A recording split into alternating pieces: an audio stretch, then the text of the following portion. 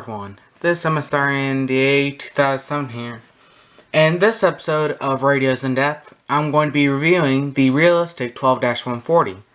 So yeah, let's get started. Okay, so before I get into any of the features of this radio, I'm going to go and give you a quick little overview of it.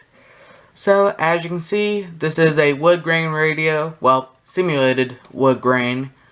And then also you can see that there's a chrome bar right here, and then it says Realistic Weather Radio Alert. There's an LED here, 3 buttons, and then on the left side of the radio, there isn't anything at all. On the right side of the radio, we have a slider switch, which has 2 functions. It is both the volume control and the power switch for the radio. And on the back, we have the sticker that says Simulated Walnut Grain Finish, so wood grain. And then there's the clip for the antenna, the power cable, and the antenna itself. And then on the bottom of the radio, we have 3 switches. 2 here and 1 up here by the antenna. And then the UL sticker, some vents for air, and then there's this label here that says risk of electric shock, do not open. Although I think you could probably open it up if it's not connected to power, but I'm not entirely sure. And then in here is where the battery goes. And then up here on top, we have the information about the radio, brand, model number, serial number, and stuff like that. And then the thing saying that something about the FCC, and stuff like that. And then it says custom manufactured for Radio Shack, a division of Tandy Corporation, Fort Worth, Texas. So, yeah. And also, we have 4 rubber feet. So, yeah. So, the first feature I'm going to get into on this radio will be the siren. So, yeah. So, the siren on the Realistic 12-140. Now, of course, with it being an older radio, it does have one of those annoying wind-up sirens. Just like the Midland 74-100 series has, you know. The 74-102, the 74-105XL, and the 74-109. Which, were... I think those are the first 3 radios to have, the first 3 Midland radios to have a siren, I believe. Because I know that the 13901 and the 13902, which are portable radios, I don't believe that those have siren. In fact, I don't even think that those have any way of alerting to severe weather. Or any type of alert. So, yeah. So, like I said, it does have one of those annoying wind-up sirens. And so, I do highly recommend that you turn down your volume. Especially if you're wearing headphones. But even if you aren't wearing headphones, like if you're listening to this video on a computer and listening through computer speakers, or you're listening to this video through the speakers on your phone, I still recommend you turn the volume down, because the camera is probably about 6 feet from the speaker, and it's a small microphone. So yeah. Like I said, I do recommend that you turn down your volume, not only if you're on headphones, but even if you're listening to this video on a computer through peer speakers or listening to this video using the speakers on your phone, I still recommend that you turn the volume down so that you don't blow your speakers. So, yeah. Anyways, with that being said, it's time to test the siren. Of course, using the test button on the top of the radio. So, yeah, here we go.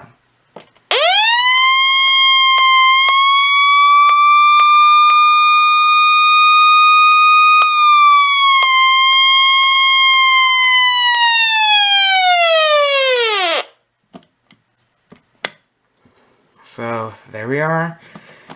And then also, if you want to, there's a alert lock switch on the back of the radio, which basically, whenever you have the alert lock switch on, whenever a alert comes in, it will sound the siren like it usually does, except once it gets back down, it will continue to sound the siren at one particular tone. It's not gonna wind up and wind down. Once it winds up once, on its way back down, it will stop and continue to sound the siren. So, yeah. With that being said, I'll go and demonstrate that.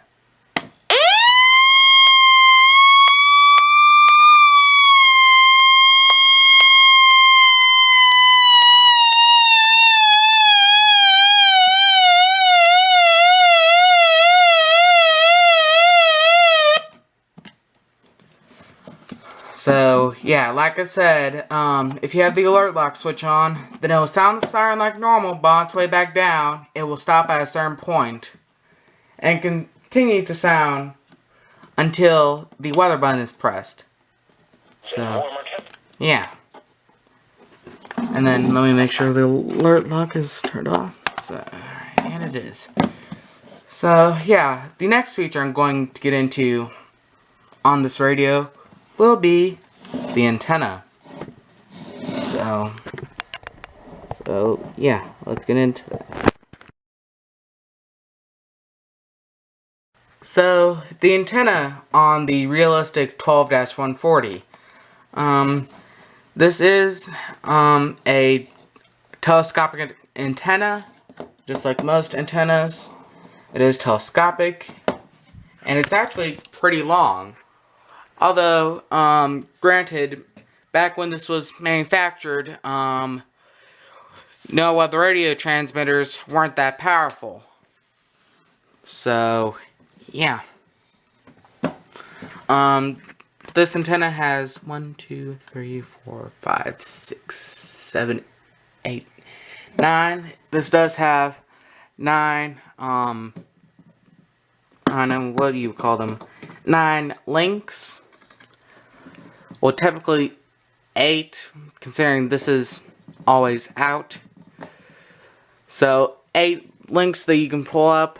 And then up at the top, unlike most Radio Shack antennas, well, most modern Radio Shack antennas that have the little, dome like this is the antenna on my 12-519, you know. Instead of having that type of dome, it actually has a black dome. And the dome is actually a little different. For one, it's actually black, and two, actually, let me get the antenna off my 12-519 to compare.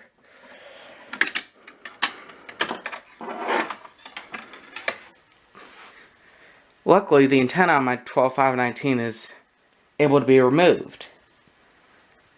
Although this is this radio does have Skywarn on it, so and in some areas you may have to have an external antenna in order to get Skywarn frequencies, but yeah. So, as you can see here, if we compare the domes,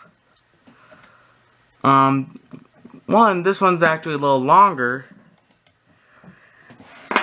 And let me actually get my tripod real quick. Then you compare the domes, the one to the left, the antenna on 12519, for one, its dome is longer, and but also, you may not be able to notice, but here on the antenna for 12519, up here, there's this little thing here, this little line, which the realistic 12140's antenna doesn't have that. You can kind of see it. So, yeah, but it doesn't have that. In Oklahoma City. Oops. And then the top of the dome is about the same size. So, yeah. Go ahead and put the antenna back on my 12519.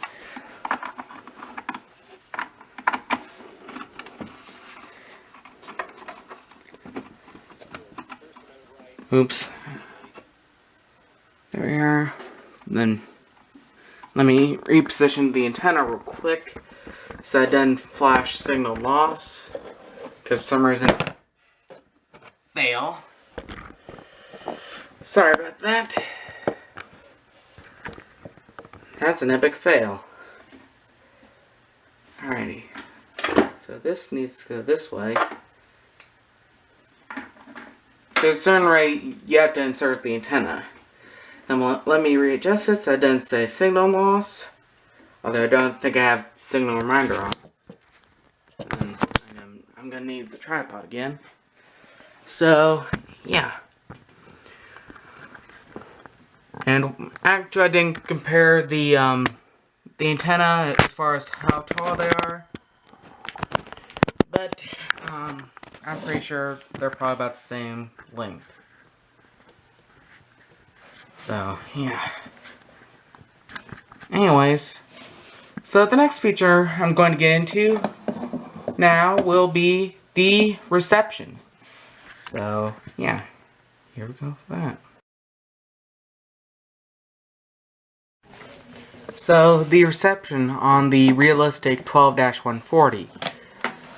So, yeah. Now, something I should mention is that if you aren't familiar with this radio, which most people watching this video probably are familiar with this radio, but if you aren't, then unfortunately you can only get 3 channels on this radio.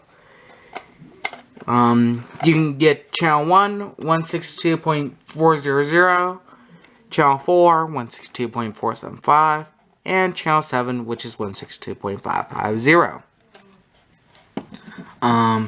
Now, like I said, I think this radio came out in 1983, but I'm not entirely sure about that. But if you aren't that familiar with No Other Radio, back in the early days of No Other Radio, there actually used to be, I can't remember if it was 10 or 13 No Other Radio frequencies. Now, actually, when I watched the radio reviews episode on this radio, I actually kind of thought that it would have all 10 No Other Radio frequencies. Either all 10 or 13. Can't remember which number it is. But there used to be more than 7 No Other Radio frequencies, I know that. Although, back in the early 80s, they were starting to phase out some of those frequencies. So, yeah. Anyways, I'll go ahead and raise the antenna, and of course, the best station I'm going to get in clearly will be WXK85, which is channel 1 on normal radios, and its frequency is 162.400. So, yeah, here we go. 2 p.m. Central Daylight Time, and the sunrise in the morning occurs at 7:15 a.m. Central Daylight Time. The Oklahoma City. So, there we are. And then flip switch on back to 162.475. bleed through from WXK5. Channel 7, I can't really get KJY95 from Wewoka that good.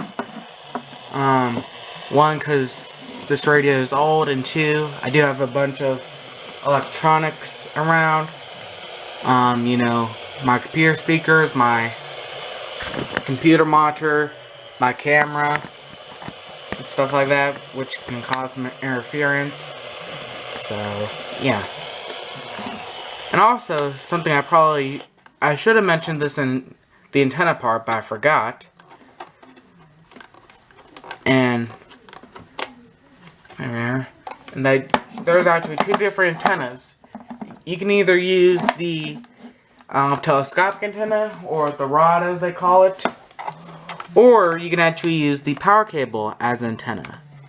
See a rod and line. So if you switch it to line, I can still get WXK5, but 162.475 bleed through from WXK5,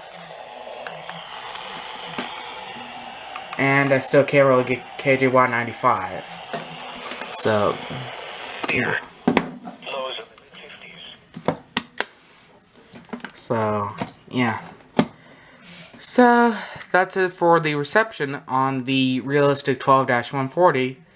The next feature I'm going to get into is the button and slider switch arrangement. So, yeah. Here we go with that.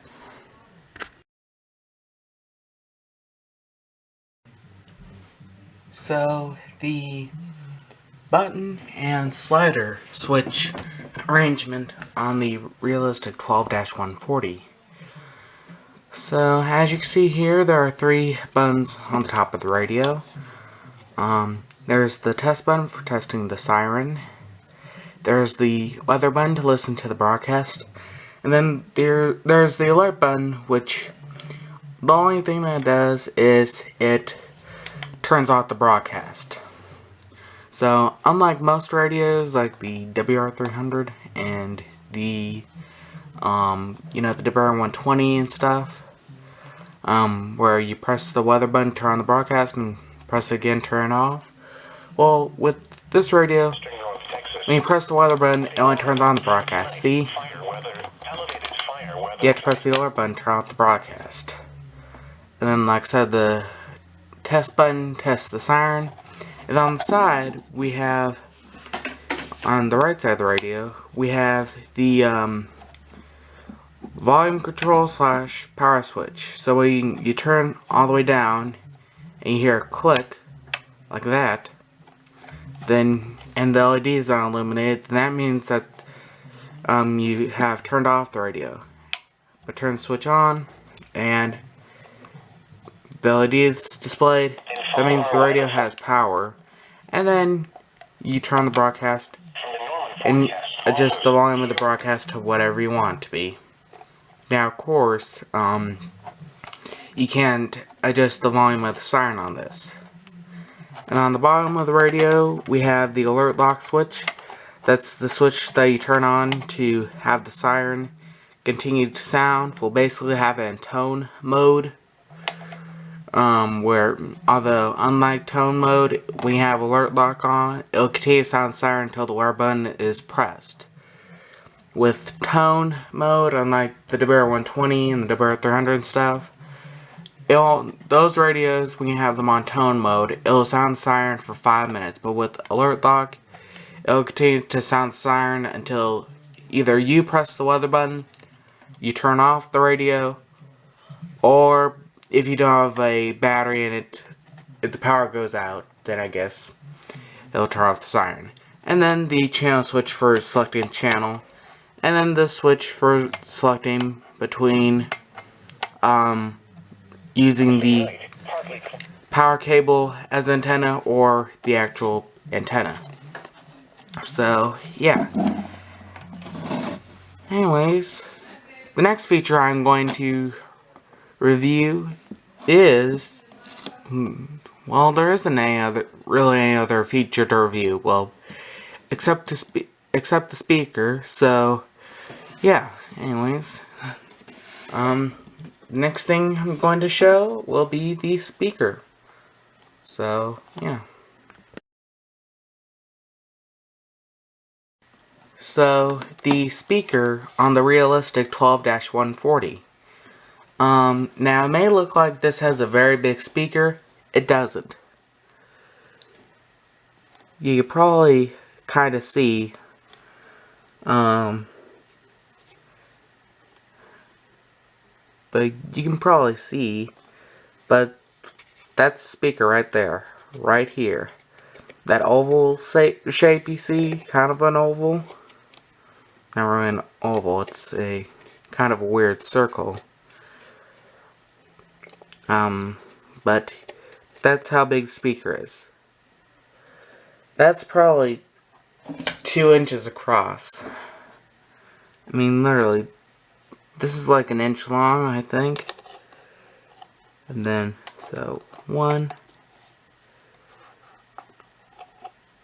So, 1. So, probably about 1.5 inch speaker, I would say. 1.5 inch by probably 1.5 inch. So, not that big of a speaker. Although, the quality of the speaker is pretty good. Possible Friday afternoon due to breezy southerly winds and relatively dry air. At least elevated fire weather conditions are also possible early to mid next week due to gusty southerly winds and warmer temperatures. Thunderstorms. There is a slight chance of thunderstorms across the...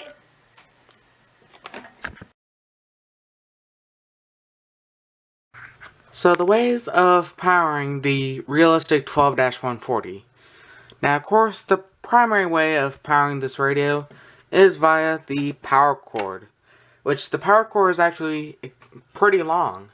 So it goes from here up there, goes down for a little bit under this wooden board, and then comes up here and plugs into this outlet right here.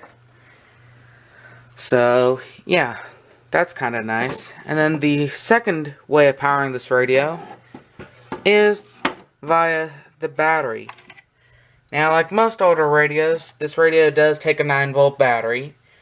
Most radios from the 50s to the mid to late 90s have 9-volt batteries. Starting in most radios, by 1997, 1998, 1999, most of them took AA batteries, although there were still a few radios that are still being manufactured around that time that took 9-volt batteries. So, like the Midland 74-200, which was actually released in 1999, it took a 9-volt battery. And also, the Midland 74-109, that, which was still being made around that time.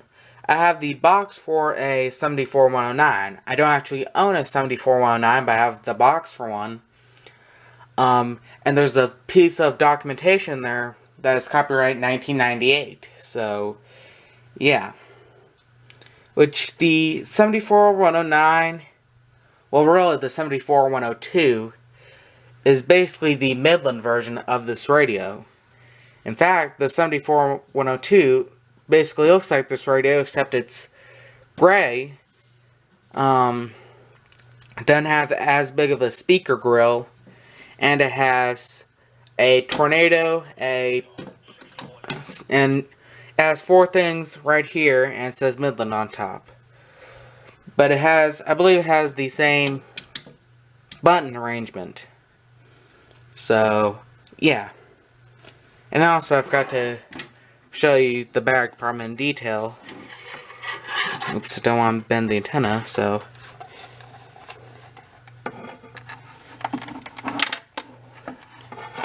So, in here you can see that there's a yellow piece of foam in here, and the serial number is actually in there. You would expect it to be here, on this part, but it's actually inside the battery compartment, which is actually kind of weird. And let me put the battery cover back on.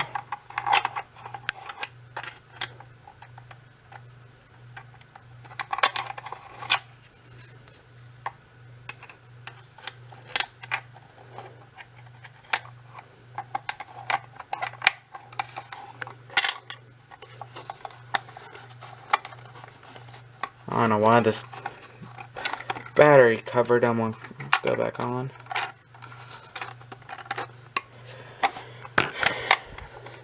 I'm going to go back on. There we are. So, yeah. So now I'm going to give my final thoughts / general opinion of this radio. So, yeah.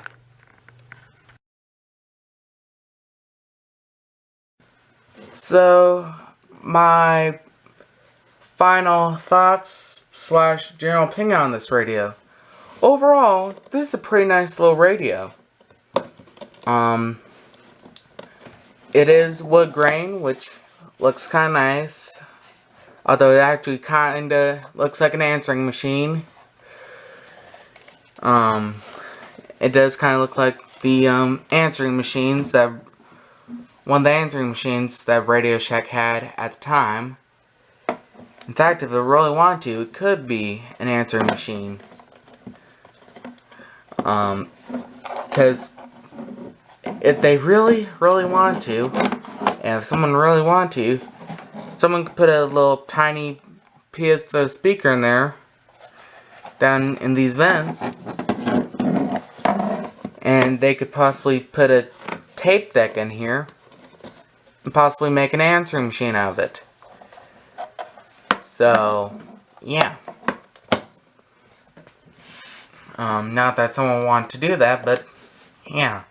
But it does look like an answering machine. I mean, it honestly does. Well, not really, but with the wood grain stuff, it kind of does. In fact, if you were to put it next to an answering machine, one of the old ones from the 80s that Radio Shack, well, typically yes, Radio Shack, since Realistic was one of Radio Shack's in-house brand names.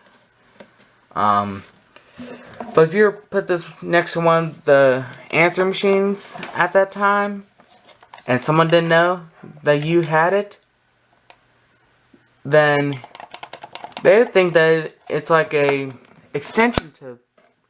Ow, that hurt. Anyways, if you were to put it next to an answering machine, and someone didn't know that you had this, they would just think that it's a extension to the answering machine. Like a expansion device, or something like that. So, yeah. And, yeah, it's a pretty nice little radio. Now, do I recommend that you get this as your first ever weather radio? No, I don't. For one thing, it can only receive 3 channels. It can only receive channel 1, 162.400, channel 4, 162.475, and channel 7, 162.550. Now, and in fact, some people may not be able to own this radio because their local transmitter may not broadcast on channel 1, 4, or 7. So, yeah. But even if your local transmitter does decide to broadcast on channel 1, channel 4, or channel 7, I still don't recommend you get this as your first ever weather radio. For one thing, the siren is annoying. And it doesn't have a it's only 1050 hertz radio, obviously. It's 1050 hertz radio.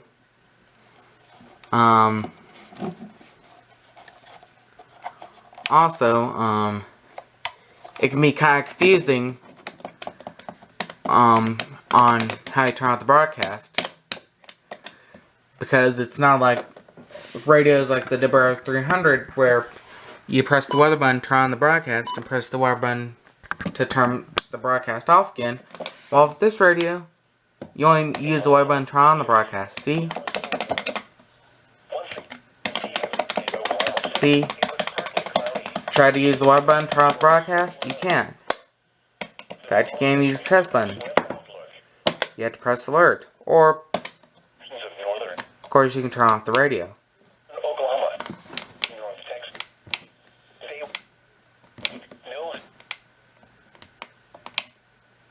There we are.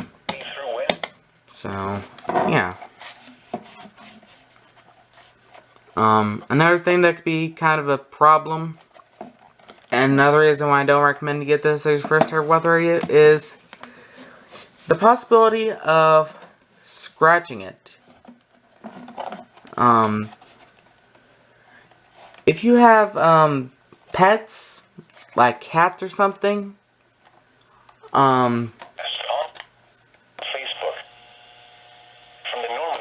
if you have cats or something, especially if you go long periods of time without trimming their nails, and if you have this on like a small table or something, or next to your bed or something, then what could possibly happen is your cat can jump up onto your bed or whatever, and jump up onto your nightstand, and possibly use this thing as a scratching post. And they could possibly scratch it up. Which, obviously, these radios aren't made anymore. Radio Shack stopped making them in the mid to late 90s. I know they made it in 1985, because it's in the 1985 Radio Shack catalog. And I know that they made it up until at least 1994. So, yeah, so obviously they haven't been made in over 20 years.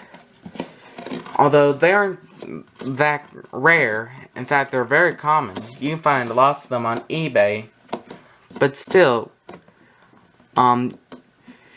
it's wood grain. And it's a nice vintage antique radio. And no one wants your cat to scratch it up. You want to keep... Now, I'm going to make a separate video on this topic. But, if you can, try to take care of your radios.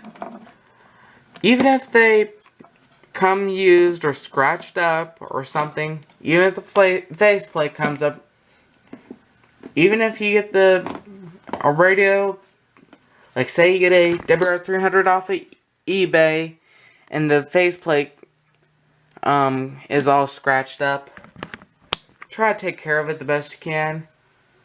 And especially if it's a brand new radio, try to take care of it. If it's brand new radio, try to take care of it. So that, because no one wants a scratched up radio. So, yeah, that is one thing I am going to make a video on at some point, is weather radio care. So, yeah. So, like I said, if you have cats or something, put this in a place like up on a high shelf or something where they can't get to it, and put it on a shelf that isn't near anything, but make sure that the shelf you put on or whatever is nowhere near, is on a table that they can't try to climb on, or is near stuff that they can jump on and possibly get up to it and possibly scratch it up. So, yeah. And this video is already 8.5 minutes. This one video clip. So, yeah. So, like I said, I don't recommend you get this as your first ever weather radio. Even if your local weather station broadcasts on channel 1, 4, or 7, I don't recommend get it as your first ever weather radio. It's got an annoying siren. It's 1050 hertz only. So, no matter the alert, what the alert is, what counties it's for, if it comes through, if all 3 headers come through, because like most radios, this is a 3rd header radio, which means it activates after the 3rd header. You would think with a simple radio like this that it would probably activate after the 1st header. Nope, this is a 3rd header radio. So, yeah, it activates after the 3rd header. So, yeah. Now, I'm not sure if other people have experienced this, but, a couple weeks ago, there was actually a issue on WXK5 with the broadcast, and I was lying in my bed, getting ready to go to sleep, one evening, a couple weeks ago, when all of a sudden, this thing started going crazy, and the siren went off. It didn't do the full wind-up, like you saw earlier. It just went, "Rrr, rrr, rrr," like that. Kind of like, Michael, also known as Clay Ranger 143's, 74109 was doing a couple years ago. I'm not sure if that video is still available. I've tried searching for it and I can't find it. I think that video has either been deleted, it's been made private, or it's unlisted. I'm not sure. But if you watch Michael, also known as Clay Ranger 143, then you probably know what video I'm talking about, and you've probably seen it. So, yeah. I'm not sure what caused this to go crazy. They never sent out any sort of network notification message or transmitter backup on message or anything like that. So I don't know what caused it to go crazy. Maybe because of the audio quality, it thought that there were some headers that were sent through. But I know that there weren't, because, most of you may know, but my 12519 is a 1st header radio. It goes off after the 1st header, or the 1st burst of data, or whatever you want to call it. So if any headers were sent through, then it would have gone off, but never went off. So, yeah. So, yeah. Overall, I'd say that this is a pretty good radio. I don't recommend you get this as your first ever weather radio. I recommend, if you want to get it as soon as possible, I don't recommend you get it as your first, but if you're really, really wanting it, then maybe you can get it as your 3rd or 4th radio. But, I do recommend that but I definitely don't recommend that you get it as your first radio. If you really, really want to, then I guess you can get it as your 2nd radio, but don't get it as your first. Don't. Please don't. Like I said, I recommend you get it as your 3rd or 4th radio. Maybe.